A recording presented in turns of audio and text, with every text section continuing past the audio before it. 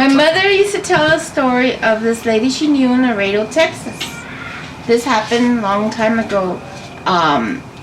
It was at that time by the river Guadalupe, and the lady said, my mom said that she was reading in bed, and because her husband, she was alone because her husband had gone to play cards into town, so she was all alone. And so she was reading her book, and then she felt like somebody sat at the foot of her bed, and she hears a man's voice says, "Can you please dim the light?" So she goes like, "Who are you? Are you from this world or the other world?" And he goes, "From the other world. You don't want to see my face, so please dim the light." So she does what he says. She dims the light. She's not afraid, and she dims the light. And he tells her that long time ago he used to live further down, and he used to take a shortcut through her house at that when it was just a little road, little path.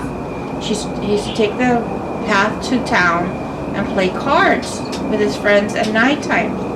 So one night it happened that he had lady luck on his side, and he was winning. So he ended up winning a lot of money, and his friends got upset that he was cheating. And then he says, "I'm not cheating, I need to go home because it's getting late." And then they get upset because they want to win back their money, and he says, "No, I gotta go home, it's late." So he leaves. Well, what happens is the friends followed him, and they catch up to him, and they beat him up, kill him, cut him up in pieces, and put him in his shirt, and if I remember correctly, they put him in a box.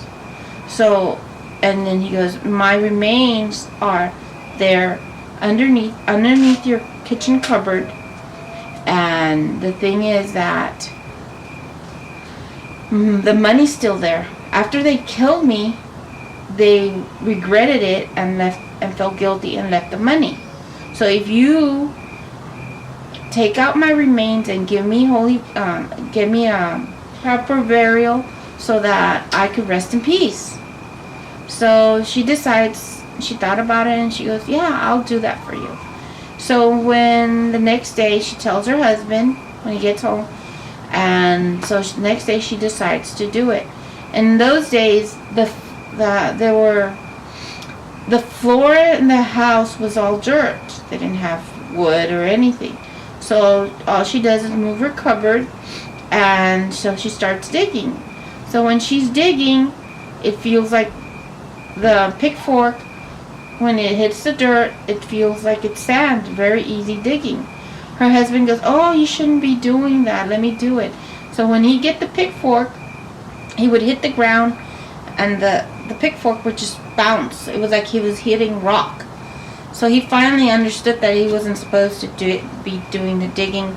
So she did it, and so until she found the shirt, took the box, took it to the cemetery. As they're walking into the cemetery, this lady's coming out, and she nods at them. So then they go in, they have the priest bury and bless the bones, and then when they're leaving the cemetery, the same lady that had just walked out of the cemetery when they were walking in, she's returning back into the cemetery, and she nods at them and says, "Thank you."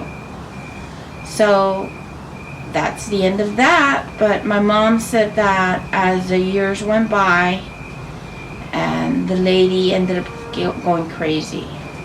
She lost her mind, because my mom thought maybe because when you the metals in the coins and all that, the copper and all that, leaves the fumes, and it affects you, or of just the trauma of doing that she knew that she did that.